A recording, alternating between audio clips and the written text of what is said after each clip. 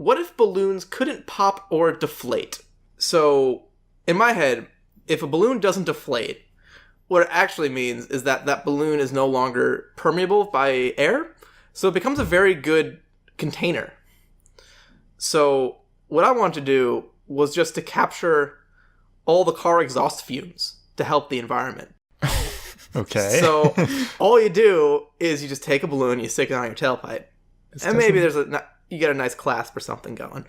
Is this already not working, Ben? Is this not working for you? Doesn't sound like a good idea to me. This seems like a very bad idea, but please continue. I want to see where it goes. So, first off, my question was, you're driving your car, how much exhaust is there and how big a balloon do you need? So, the average air-to-fuel ratio for an engine is 14-1, i.e. it uses 14 gallons of air per gallon of fuel. So, every gallon of gas you burn, you basically produce 15 gallons of exhaust. So, 15 gallons is about 2 cubic feet.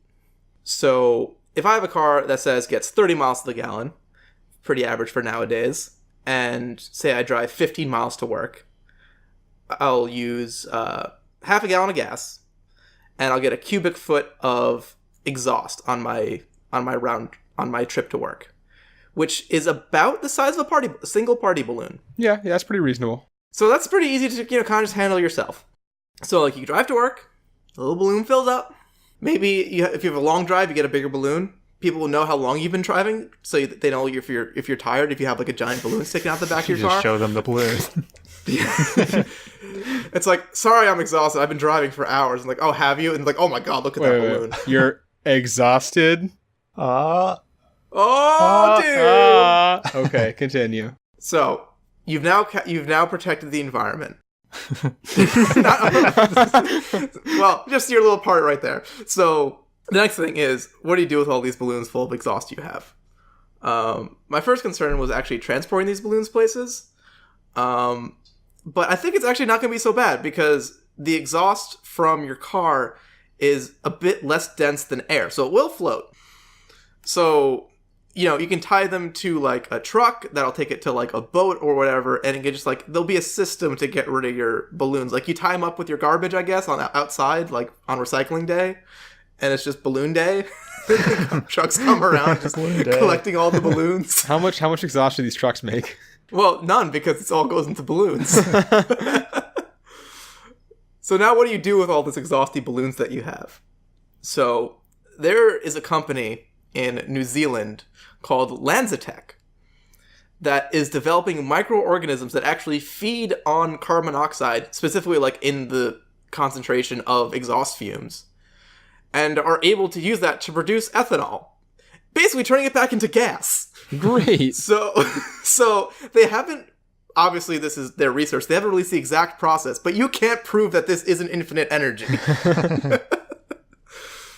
So take all the balloons, put all the gas in all the balloons, take all the balloons and put them in the ocean, take all the ocean balloons and bring them to New Zealand, and then turn all the New Zealand balloons back into gas. And you could probably also do it in places that aren't New Zealand at some point, but yes. Maybe they expand, open up a new location. Right.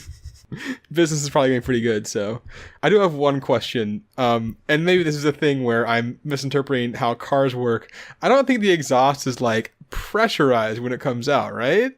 Yeah, I actually don't know enough about how cars work to know if this works. I don't think it does, Probably but not. I don't know. but it's a good idea. But if you have a very thin balloon that's very easily inflated, and if you put maybe part of your gas puts a little pressure on the exhaust to go out. Maybe you just use a little bit of your gas, so you lose like 5 miles to the gallon to pressurize your balloon. I don't know. Some hypothetical car engineer will figure it out. Yeah, you just put a little compressor in there. I do want to touch on a couple more things that I explored that didn't quite work for me.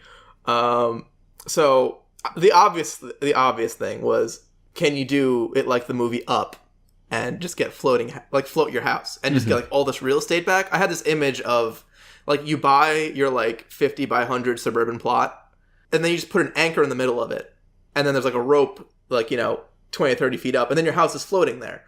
So you have a whole full backyard, but also still your house. And so, actually, and perhaps not unsurprisingly, I'm not the first person to try and figure out how many balloons it would take to lift up a house. If you remember the image from the movie, they use about 20,000 balloons in that giant fucking bundle that is used to lift that house. How do you know that? An article I read specifically about could you lift a house up like in the movie House, or sorry, in the movie Up. the one where a guy retires, floats his house into the sky, and then solves people's lupus problems. But the actual number that they produced for how many balloons it would need is 9.4 million party-sized balloons. That's a lot of balloons. So that one wasn't super practical. And that kind of like, the thing is like, helium is not that much lighter than air. Like, it's like a balloon can lift like 0.05 pounds or something like really, really small. So you need a lot of balloons to lift literally anything, and then it's not really great. So then my next thing I was trying to do was, I was like, I have these indestructible balloons that I can use. And I was thinking like, get something, you have something super heavy you want to lift up, like jack something up, put balloons under, inflate the balloon, pressurize the balloons, inflate them up to lift up the thing that you need to do. And then after doing a little bit of research, and probably for longer than it should have taken me, I realized I was literally just reinventing hydraulics. Yep.